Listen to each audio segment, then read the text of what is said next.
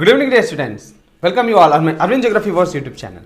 बच्चों, आज हम बात करेंगे सेल और उसके डिफरेंट ऑर्गेनेलीज के बारे में जो प्रेजेंट होते हैं सेल के अंदर, और उनका फंक्शन, लोकेशन, सारा कुछ हम डील करने वाले हैं और बहुत ही इंटरेस्टिंग तरीके से, ताकि आपको वो सारे फंक्शन और उसके सारे कॉन्सेप्ट क्लियर हो जाए, ताकि आप कोई भी एग्जाम में, किसी भी एग्जाम में आपको उसमें प्रॉब्लम ना हो। चलिए स्टार्ट करते हैं। हम first start with the various cell organelles. So अगर सिंपल हम बात करें कि सेल ऑर्गेनेलीज क्या है, this are the tiny living structure inside the cell. यानी सेल्स है, सेल के अंदर बहुत सारे छोटे छोटे टाइनी स्ट्रक्चर्स होते हैं जिनको आप क्या बोलते हो, cell organelles. For example suppose करो, देखो ये सेल हो गया, इसके अंदर ये बहुत सारे छोटे टाइनी ऑब्जेक्ट्स प्रेजेंट हैं, ठीक है ना। आप इनको क्या बोलते हो, सेल ऑर्गेनेलीज। ओके, और अभी हम बात करेंगे इन्हीं सेल ऑर्गेनेलीज के बारे में कि इनका काम क्या है, इनका फंक्शन क्या है, इनका लोकेशन क्या है, और इसमें ये बेसिक करते क्या है। इसमें सबसे जो पहला है वो है उसका सेल मेम्ब्रेन। कौन सा हो गया, सेल। और अगर बात करें हम सेल मेम्ब्रेन्स की, ओके, तो मेम्ब्रेन्स प्लांट्स और एनिमल दोनों सेल्स में पाए जाते हैं। डन, समझ में आ गया। किसमें पाए जाएंगे, प्लांट्स और एनिमल दोनों सेल्स में ये पाए जाते हैं। कौन से आपके organelles, cell membrane. Cell membrane और plasma membrane, it is living and has very fine pores through which substance can enter और लीव। बोला कि लिविंग है, लिविंग होता है, जबकि सेल वॉल क्या होता है, नॉन लिविंग होता है। इट कंसिस्ट ऑफ लिपोप्रोटीन्स, यानी ये लिपिड और प्रोटीन्स के बने होते हैं। किसके बने होते हैं, लिपिड्स और प्रोटीन के। इट लिपो का मतलब होता है लिपिड और प्रोटीन। ओके, सैंडविच स्ट्रक्चर होता है, हायर क्लास में आप पढ़ेंगे। It is selectively permeable. Selectively permeable का मतलब ये फ्रीली परमिएबल नहीं है, कुछ जो सॉल्वेंट है उसको अलाउ करेगा, परमिट करेगा, और कुछ को अलाउ नहीं करेगा। इसको आप बोल सकते हो सेमी परमिएबल है। ओके, एक होता है फ्रीली परमिएबल, जैसे सेल वॉल होता है ना, वो फ्रीली परमिएबल होता है, वो कुछ भी आए कुछ भी जाए कोई प्रॉब्लम नहीं है। लेकिन जो सेमी परमिएबल या सेलेक्टिव परमिएबल होता है, वो कुछ सब्सटेंस को अंदर आने के लिए सेल के अंदर अलाउ करेगा और कुछ को अंदर आने के लिए अलाउ नहीं करेगा। ओके, अब इसका फंक्शन देख ले। It regulates the entry of certain solutes and ions, यानी ये कुछ सॉल्यूट और आयन का जो एंट्री है उसको रेगुलेट करता है, मतलब उसको जो रिक्वायर्ड है उसको अंदर आने देगा, बाकी को बाहर रोक देता है। It maintains the shape of animal cells, ये हमारा जो एनिमल सेल है उसका शेप मेंटेन करता है और हमारे सेल को बाहरी जो सराउंडिंग है उससे अलग करता है। ओके, दूसरे की अगर हम बात करें सेल वॉल, अगर सेल हैव सेल वॉल, यानी ये सेल वॉल सिर्फ और सिर्फ प्लांट सेल में होता है और ये सेल मेम्ब्रेन के बाहर होगा। Okay, and it is made up of cellulose. खास बात है, सेलुलोज से बना होता है। And it is a non living substance, यानी ये नॉन लिविंग सब्सटेंस है, इसके अंदर लाइफ नहीं होती है। Clear, it is a non living substance. अब इसका फंक्शन की बात करें, it gives rigidity and shape to the cell, यानी जो सेल है ना उसको ये शेप देगा और रिजिडिटी देता है, और it provides protection to the plant cell. Cotton, coconut fibres जो भी होते हैं are the cell wall of the dead cells, यानी उसके जो अंदर के जो सेल है ना वो डेड हो चुका है, लेकिन इसका जो बाहर का जो सेल वॉल है वही कॉटन और कोकोनट फाइबर हमको स्ट्रेंथ देता है, जिससे हम रस्सियाँ बनाते हैं और कॉटन के जो कपड़े वपड़े होते हैं ना वो सब बना देते हैं। आगे देखें, next third is cytoplasm. It is semi liquid substance. Semi liquid का मतलब ये पूरी तरह लिक्विड नहीं है ना पूरी तरह सॉलिड है, ये सेमी लिक्विड। इसमें कुछ ऑर्गेनिक और इनऑर्गेनिक सब्सटेंस घुले हुए हैं। It has all part inside the cell except nucleus. बोला है कि सेल के अंदर सारी चीज इसी के अंदर आते हैं, न्यूक्लियस को छोड़ दें अगर आप तो, ठीक है। सेल मेम्ब्रेन और न्यूक्लियस के अंदर के बीच के सारे सब्सटेंस यहीं पे हैं। It is mixture of water and soluble inorganic and organic compound, यानी इसके अंदर ऑर्गेनिक और इनऑर्गेनिक कंपाउंड सारे सेल ऑर्गेनेलीज प्रेजेंट होते हैं। इसके फंक्शन की हम बात कर लें, इट है different function which do different function. First, activities यहीं पे अकर करती हैं। It is the place where anaerobic respiration occurs, ये भी इंपॉर्टेंट है दूसरा वर्ड। एनारोबिक रिस्पिरेशन यहीं होता है और मेटाबॉलिक एक्टिविटीज। ओके, कहाँ होगा, आपके साइटोप्लाज्म के अंदर, ये आप इसको याद रखेंगे। Next, endoplasmic reticulum, very important, very important. आप डायग्राम में देखो, ये देखो, ये इंडोप्लाज्मिक रेटिकुलम ब्लू कलर में दिख रहा है। यहाँ बाहर प्लाज्मा मेम्ब्रेन से लेकर अंदर न्यूक्लियर मेम्ब्रेन तक ये अटैच्ड है, ठीक है ना, पूरा फैला हुआ है। अब देखो ये जिस पे ये राइबोसोम नहीं है वो स्मूथ हो गया, जिस पे ये राइबोसोम है वो खुरदरा हो गया। राइबोसोम का काम होता है प्रोटीन सिंथेसिस। देखिए आगे, endoplasmic reticulum, it is irregular network of double membrane tubules, यानी ये डबल मेम्ब्रेन होते हैं ट्यूब्यूल्स जो डिस्ट्रीब्यूटेड होते हैं इंटायर साइटोप्लाज्म सेल के अंदर, पूरे साइटोप्लाज्म में फैले होंगे। Outer side it is connected with the cell membrane, बाहर ये सेल मेम्ब्रेन से जुड़े होते हैं, और अंदर की साइड में कहाँ जुड़े होते हैं, ये न्यूक्लियर मेम्ब्रेन से, यानी पूरे सेल में ये फैले होते हैं। डन। रफ एंडोप्लाज्मिक रेटिकुलम वही होगा जिसमें स्मॉल ग्रेन्यूल्स कॉल्ड राइबोसोम, अगर राइबोसोम प्रेजेंट है ना तो आप बोलोगे कि ये रफ एंडोप्लाज्मिक रेटिकुलम हो गया। जैसे आप ये वाला देख लो, यहाँ पे राइबोसोम प्रेजेंट है, अगर वही राइबोसोम एब्सेंट है तो आप क्या बोलोगे, स्मूथ एंडोप्लाज्मिक रेटिकुलम। क्लियर। अब overall function of endoplasmic reticulum की जब हम बात करें तो it forms a supporting network of the cell and provide pathway for distribution of material from one part to other. यानी कि ये पहला इसका इंपॉर्टेंट हो गया कि ये सपोर्टिंग फ्रेमवर्क की तरह काम कर रहा है, यानी पूरे सेल को सपोर्ट दे रहा है। दूसरा, ये पाथवे प्रोवाइड करता है ताकि मटेरियल क्या हो, डिस्ट्रीब्यूट हो जाए एक पार्ट से अनदर में, for it provides pathway for distribution of material from one part to another. So this is the important function. Next we talk about the ribosomes. क्या हो गया, ribosomes it is a site of protein synthesis, यानी ribosome ही वो जगह है जहां पे protein synthesis होती है और ये प्रोटीन सिंथेसिस में मदद करते हैं। It is scattered in the cytoplasm, cytoplasm में फैला होता है और it is the factory of synthesis of protein. ये वेरी इंपॉर्टेंट बात हो गई कि ये किसका सिंथेसाइज करने में मदद करता है, प्रोटीन का। Okay, next mitochondria. अगला जो सेल ऑर्गेनेलिस है सबसे इंपॉर्टेंट वो कौन सा हो गया, mitochondria. This are double membrane, very important, ये डबल वॉल्ड बैग होता है। देख लो, ये एक हो गया इसका ये बाहरी सरफेस, ये हो गया अंदर surface, it is double walled. अब इसके अंदर की तरफ आप देखिए अंगुली की तरह जो प्रोजेक्शन है ना, इसको आप क्या बोलते हो, सिस्टरी। क्या बोलोगे आप इसको, सिस्टरी। ठीक है ना, ये क्वेश्चन बार बार पूछता है कि finger like projection in mitochondria is called, तो आपको लिखना होगा सिस्टरी। It is the site where cell respiration occur, यानी सेल रेस्पिरेशन यहीं अकर होता है और यहीं पे एनर्जी रिलीज होती है। ओके, एनर्जी जो यहाँ रिलीज हुई है it is stored in the form of ATP. ATP का फुल फॉर्म होता है एडिनोसिन ट्राइफॉस्फेट। क्या है, एडिनोसिन ट्राइफॉस्फेट। और जब इसका ऑक्सीडेशन होता है तो इसमें ये बनता है एडीपी, यानी एडिनोसिन डाइफॉस्फेट। ये आपके फुल फॉर्म में पूछ देता है इसका। एडिनोसिन ट्राइफॉस्फेट के फॉर्म में एनर्जी जो बना है वो स्टोर होगा और फिर जब जरूरत होती है तो एडिनोसिन डाइफॉस्फेट और फास्फोरस के फॉर्म में वो एनर्जी रिलीज करता है। वो एनर्जी रिलीज होती है उसके जो बॉन्ड के टूटने से। किससे रिलीज होगी, बॉन्ड के टूटने से। नेक्स्ट, दे स्टोर एटीपी, यानी ये एटीपी को स्टोर कर रहे हैं, अभी हमने देखा, इसीलिए इनको क्या बोलते हैं, power house of the cell.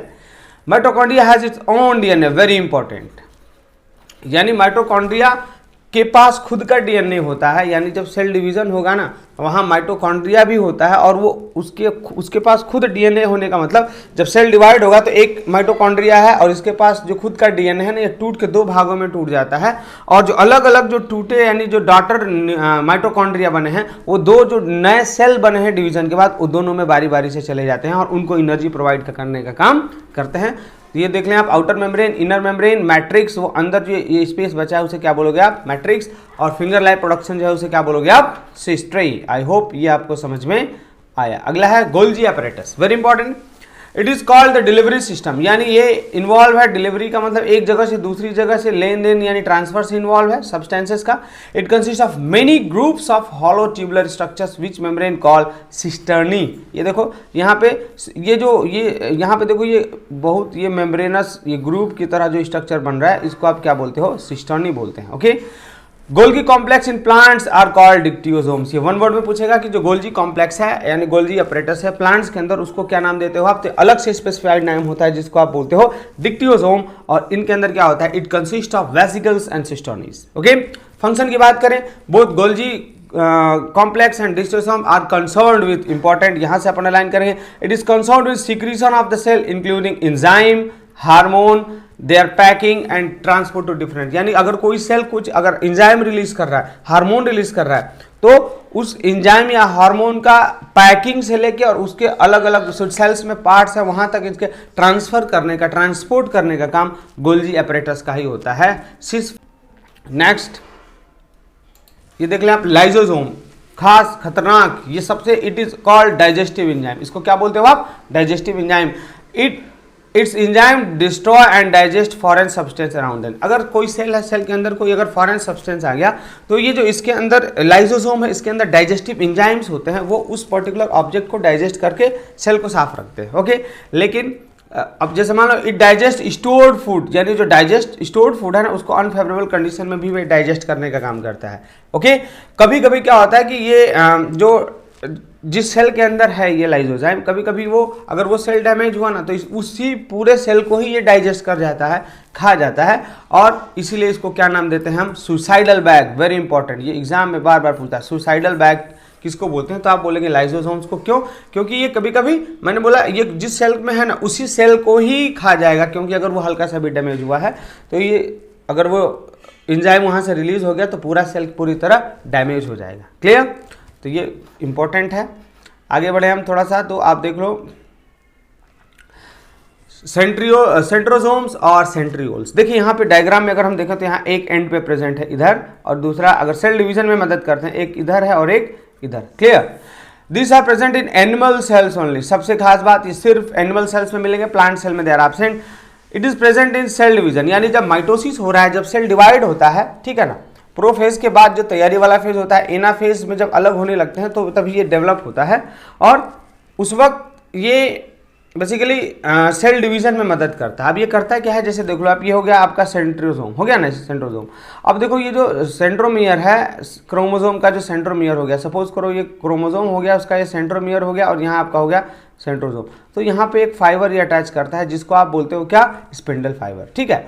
और दूसरा वाला जो सेंट्रोसोम है वो दूसरे किनारे पे होता है, और ये सेम यहाँ पे अटैच करेगा, और ये इसको आधा इधर फोर्स से खींचता है और आधा इधर, जिसकी वजह से ये हाफ पार्ट्स में टूट जाते हैं, जिससे कि ये क्या मदद करते हैं, सेल डिवीजन यानी माइटोसिस में मदद करते हैं। डन।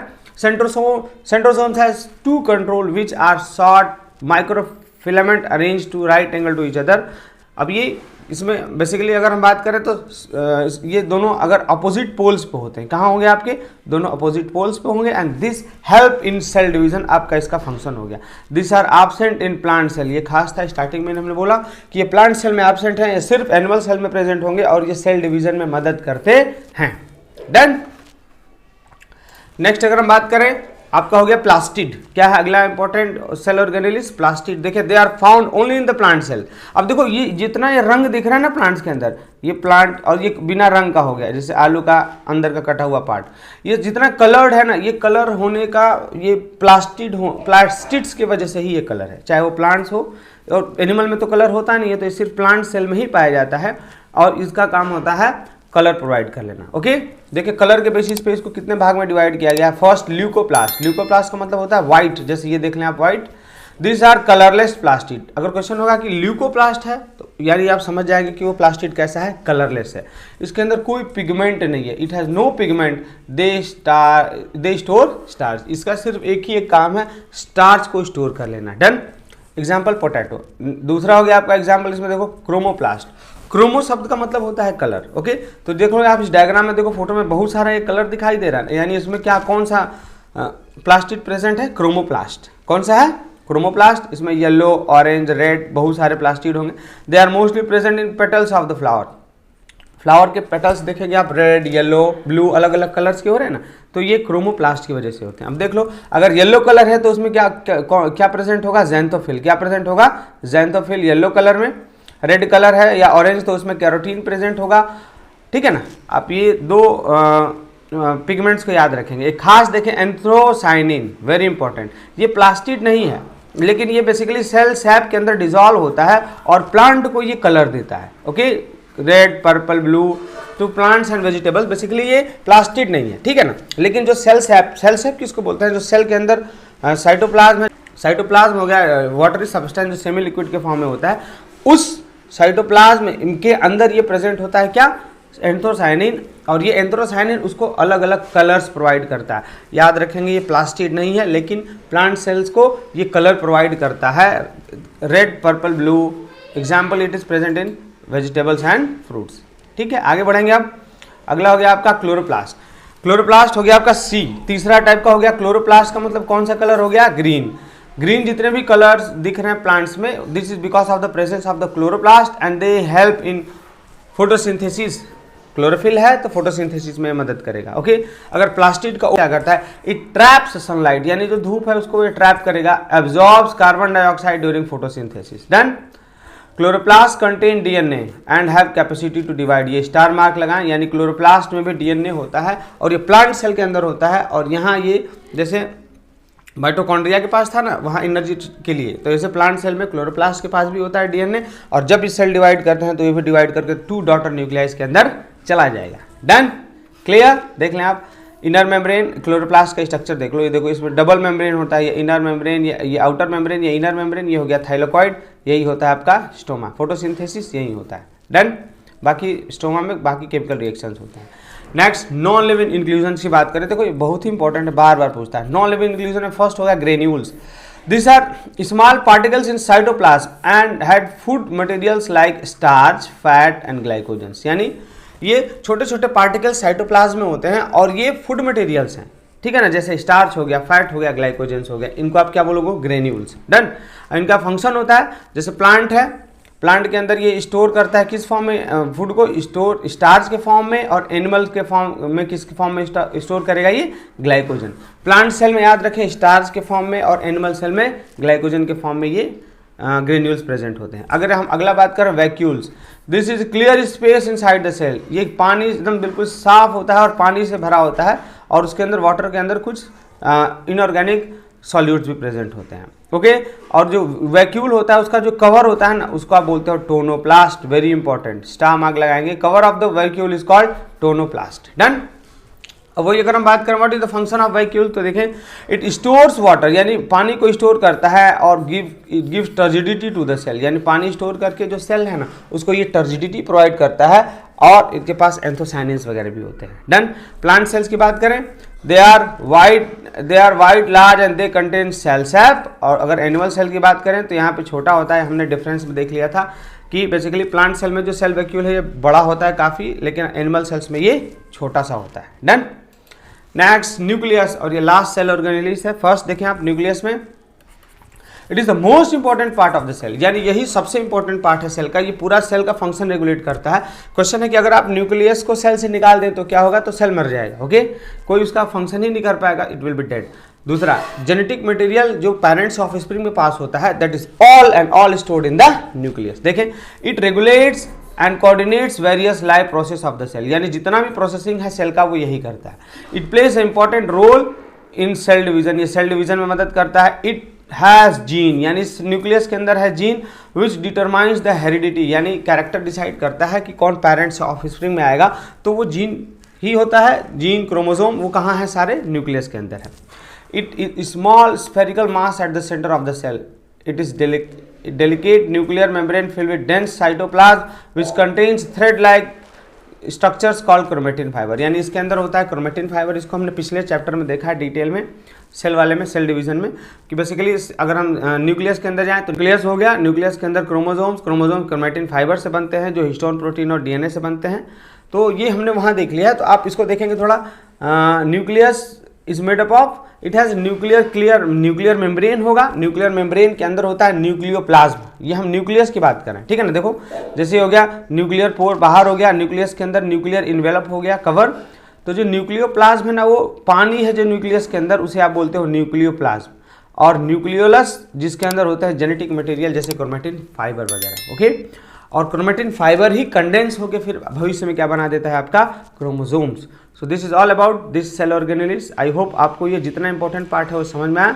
अगर वीडियो पसंद आया तो प्लीज़ चैनल को सब्सक्राइब और लाइक जरूर करें। Thank you, have a great day, जय हिंद।